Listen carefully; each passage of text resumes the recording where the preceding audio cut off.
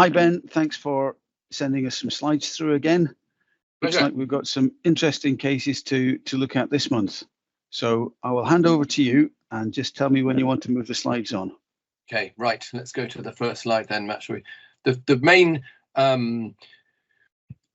observation this time has been the terrible cold late spring, I think, and that's affected everything that's coming through the PM room. Yeah. In some farms, they say that the lamb mortality rates and the getting going of the spring and the year has been just as bad as the beast from the east, because there's been no snow. It's been persistently cold and persistently wet, and little lambs, they don't mind cold on its own, they don't mind wet on its own, but when it's cold and wet and windy, the mortality has just been eye-watering. Yeah, they really struggle. Yeah, so there's been a lot of lambs just turned out, and this starvation, mismothering, exposure complex, so they've been hungry and cold. So I'll just briefly show what that looks like. Then we've got coming down the tracks at us, probably coccidiosis at the moment, again, and then nematodirus either now or very soon, I would think. Both those things won't be helped at all by the cold late spring for various reasons. So that's the main things in sheep. Only three, because there really are only three, but three important ones. And then cattle, there's been, well, I'm going to keep mentioning management of neonatal calves until people stop sending me neonatal calves that have died because of navels and colostrum. When I stop receiving those calves, I'll stop talking about it. And also people, because the turnout's been delayed, there's a lot of moderate silage being fed or being sourced and fed, and just briefly what that causes. So firstly, the first slide shows these are lambs that you turn out, and you find that you pick them up dead. It's less than 10 days old. The reason is they just have got cold and wet, and what you see on post-mortem is nothing much in the organs, except what you see in this coming up slide now is an empty abomasum. So here is the entire lamb opened up. That big round thing at the back is the bladder. If you go slightly in front of the bladder, I've opened up the abomasum there. The abomasum is obviously the stomach where all the milk goes into, and it's just empty.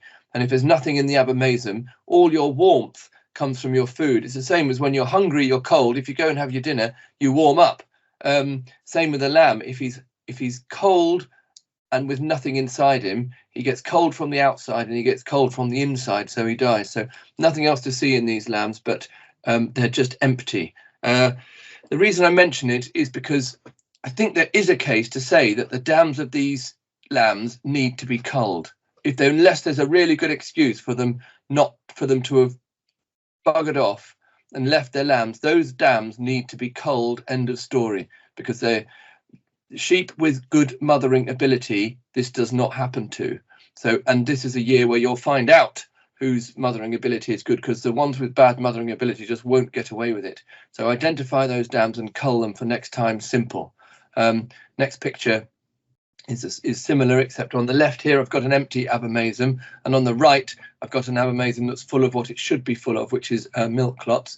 And the next picture again is an abomasum that contains milk clots. That big yellow organ there, that's full of abomasum. So if you have a lamb like that, it probably hasn't died of starvation, exposure, mismothering complex. And you can't ever really say which it was. Was it starvation? Was it exposure? Was it mismothering? But whatever the reason, the dam is probably responsible and just needs to go. Simple, I think, for these lambs that are turned out, and even more so in ewes that lamb outside. So that's that syndrome, just very, very soul destroying and extra acute when the weather's bad. As I say, the simple solution is just to choose dams that aren't going to do that. The next one is cocci, I think. Now, every year we have this. You have lambs turned out, they get to somewhere between 3 weeks old and 10 weeks old, and they're going to scour. And the question always is that scour caused by coccidiosis or is that scour caused by nematodirus? And often by looking at the lamb on the outside, you just can't tell which it is. And every year I say to people, it's coccidiosis that comes first and it's nematodirus that comes second. So generally speaking, if it's before the turn of April and May, it's going to be coccidiosis. This is for people who start lambing, you know, at average time, sort of beginning of April, say, or end of March. If it's before the turn of April and May, it's going to be coccidiosis. If it's afterwards, it could be nematodirus or it could be coccidiosis, but it's probably more likely to be nematodirus. And do you think the weather this spring will change that at all, Ben? Yes, I think for different reasons. Yes, I think it'll change. It'll make coccidiosis more common because there's less grass about and it's been wet and horrible and cold. So lambs are going to be huddling together under trees and under shelter, so that the density of the coccidiosis that they're eating will be higher. Also, there won't be as much milk because there isn't as much grass, so the ewes won't be giving as much milk, so the lambs will be looking elsewhere for things to eat.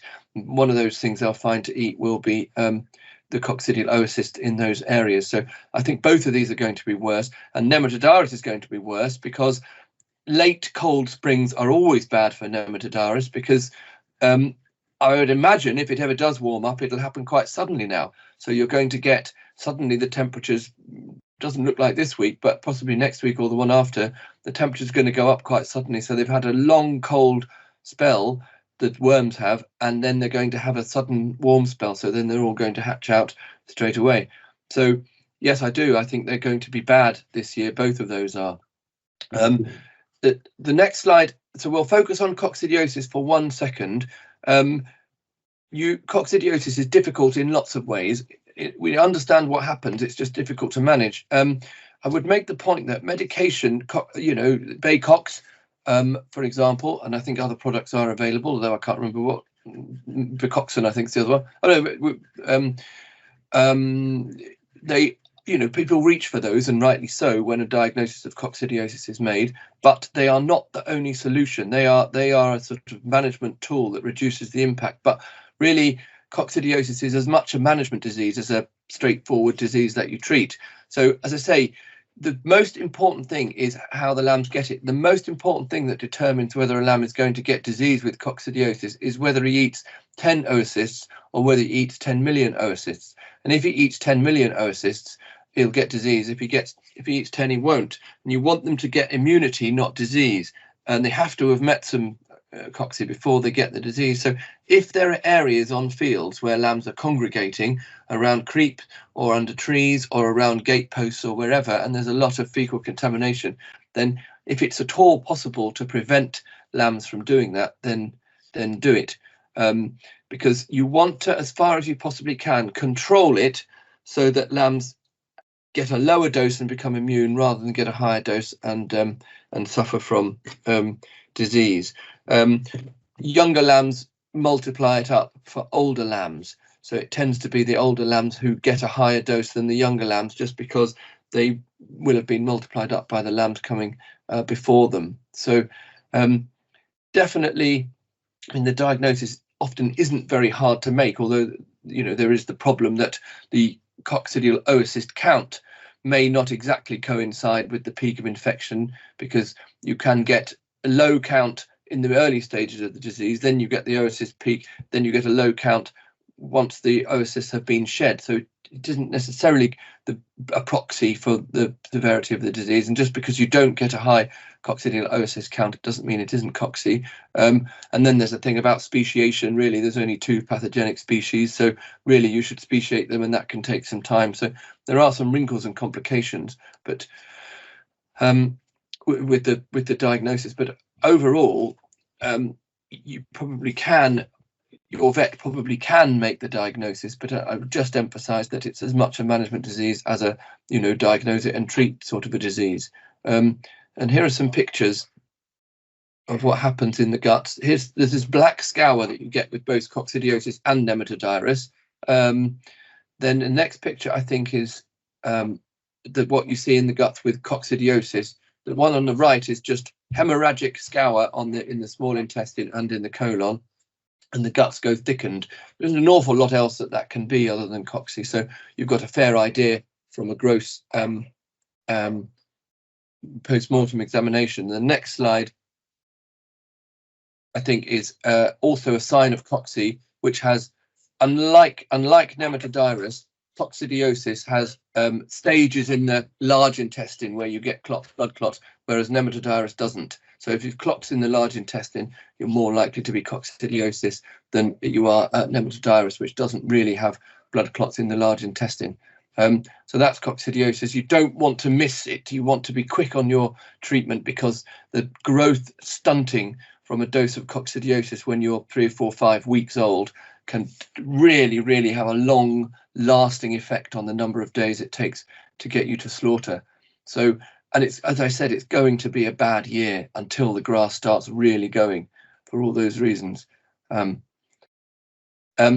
The next one is nematodirus, which is obviously the one where the eggs are laid throughout the whole season, and they sit in the ground and they just wait. So eggs that are laid in June, July, August, September, October by any sort of sheep without the sheep being affected, their strategy is to sit in the ground and wait, and then they just wait and wait and wait and wait and wait until the spring, until they have a cold snap, and then suddenly all at once they all hatch out. And generally speaking, most years, certainly in the northeast of England and probably in the northwest, they normally hatch out on or around the 25th of May, around about 3:30, just after countdown. And you can normally set your clock by that, but I have a feeling that this year may be different. That's, by the way, that's for lambs that are born at an average time. Obviously earlier born lambs are eating more grass and they're more at risk. Obviously, also, if you do a worm egg count and you don't see nematodirus eggs, it doesn't mean that you haven't got nematodirus, because most of the damage is done by the immature worms. And this picture here shows these little balls of cotton wool that are in the gut. And here's a ball of worms which you see in the filter. The next picture, which I think has some arrows, the arrows there point to the balls of worms which are like cotton wool in the middle of the gut. So the clinical presentation is almost identical, as in they get dark scour. The lambs are probably a little bit older, but otherwise the differentiation can be quite difficult. But sometimes when you do a post-mortem, you can see these balls of worms with your own 2 eyes, the nematodirus worms. I think we may have one more photo after this one of, you can just about see with the eye of faith that big red arrow pointing to those nematodirus worms. And as ever, in your area, you really do want to consult this nematodirus forecast, and keep looking at it just before you go to bed every night. And already in North Yorkshire and the northeast of England, we've got a couple of black spots there because nematodirus has been diagnosed. The big caveat, obviously, with this is that they're assuming, obviously your risk depends on the age of your lambs. Lambs that are born in early March are obviously eating a lot more grass than lambs that are born in later in April and things. So the risk sort of depends on the age of the lambs, but it's a best guide that we can do with the constraints that are available. But the minute the weather turns warmer, yeah, I was just going to say, it is really accurate on the expected hatch times, which is yeah. And then if your lambs are eating enough, then they get it, and if they're not eating grass, then they don't.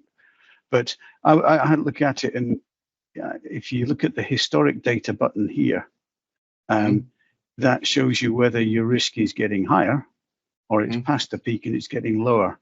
And a lot of these buttons down in the south have passed the peak already, right. Whereas where we are up here in the north, they're still on the way up. So it is worth a quick look, because the picture is so different across the country this year. Just depends on whether you've had any warmth or not. And we haven't had much, so we've got it to come. And then you sort of think that if the weather, you kind of have the feeling that when it does come, it's going to come quickly. The rise in temperatures, which so they're waiting in the starting gates, these worms, and yes, I think it could be unpleasant. Yeah. So the main two things at the moment are coccidiosis and nematodirus to keep every single day, wake up and think, is today the day where I'm going to lose some lambs with those for the next month at least, I would say. The only good thing, and I'm trying to intersperse bad news with good news, the only piece of good news I think coming down the tracks, and I'm telling myself this, is that there have been a few fairly big events this year. There's been obviously blue tongue in Holland and Northern Europe. There have been Schmallenberg losses. There have been, you know, very moderate weather and lots of lamb losses early on. All these things probably and mean that lamb prices in the later should, you would hope, be pretty good. Would you agree? Plus lots of global events that keep happening. You would hope and expect that the current, you know, pretty buoyant lamb prices should, in theory, stay continue. good. So there is some light at the end of the tunnel where you can start bathing in, you know, dollar bills and spend the money that, well, plan to spend the money that you'll get when you come to sell these lambs. All the more reason to keep as many of them alive as possible. So Agreed. Let's try and look on the bright side in all this wet. And then cattle, I haven't got as much to say about cattle apart from two things. The cold, wet spring has meant that cattle around here are probably still in when most people would be either turning out or seriously thinking about turning out. So they're still in and they're still requiring feeding, and the silage, forage is getting rather thin on the ground. So people are buying or using stuff that they wouldn't otherwise like to use. And I would just caution about feeding mouldy stuff. I know if you bought it or made it, it does seem a pity to waste it, but mouldy silage can cause lots of things. Listeriosis, so you know what listeriosis looks like, animals walking around in circle, and can cause abortions. It can also lead to fungal abortion and Bacillus licheniformis abortion if you feed it to cows. And it's in some ways, and jejunal hemorrhage syndrome if you feed it to dairy cattle. It really is difficult to know what to do with this silage if it's really bad, but unfortunately often the answer is just burn it, or just try to not look at it and try not to be tempted to feed it, because you are taking a risk. And it is actually quite difficult to think of any class of stock that you can safely feed it to, really, when it's really bad. Possibly dry cows, but I think that's the only one, because any growing animals will be cutting teeth and you're going to get them with listeria. Any pregnant animals, you're going to make them abort. So it is actually quite difficult to think what to do with this stuff. I suppose you could use it for bedding, but really that's about it. So beware. The other one is, I will keep saying that, and I keep suckler calves, they keep landing on my desk that haven't had their navels dipped properly and haven't had enough colostrum. So until people stop sending me calves that haven't had their navels dipped, and therefore dipped, and I say dipped deliberately, not sprayed, and haven't had 5 litres of colostrum, own dams colostrum, not powdered colostrum, in the first 18 hours of life, then I'll keep reminding people that that's what needs to happen to avoid these unnecessary losses and snatching defeat from the jaws of victory in the first 18 hours of life. And that there on the right is a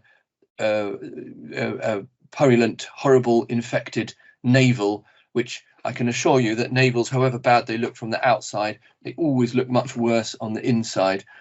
So it's one of the most important things you can do, even though we all know it's a pain in the arse to keep on doing it. You will be glad you did, because the alternative is to keep a cow for a year and for 800 quid and her give you nothing, or give you a calf, so she's done her bit and you sort of fail to make it live by not dipping its navel or giving it enough colostrum. So I'm sorry to sound like a broken record, but it doesn't seem to ever stop.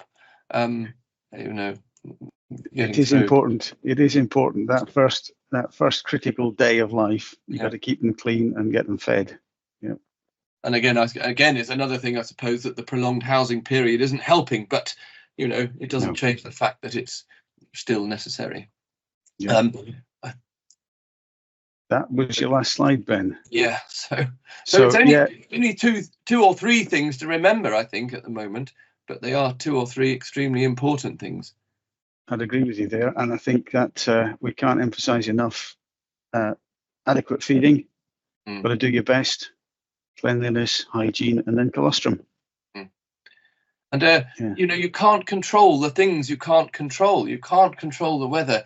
You can't, you know, these things are just out of your control. The best you can do, I think, is to try and predict what things that this bad weather is going to make you have to do, and then try to do them. And everybody's in the same boat, literally in the same boat, swimming around fields in a canoe. Everybody's in the same boat, and the only thing to do is to think about the other side, and that, you know, it is all going to be worth it when the lambs are sold eventually. Yeah, very good. Let's finish on a positive. Thanks very much for that one, Ben, and we look forward to seeing what you've seen next month. Excellent. We'll see you then.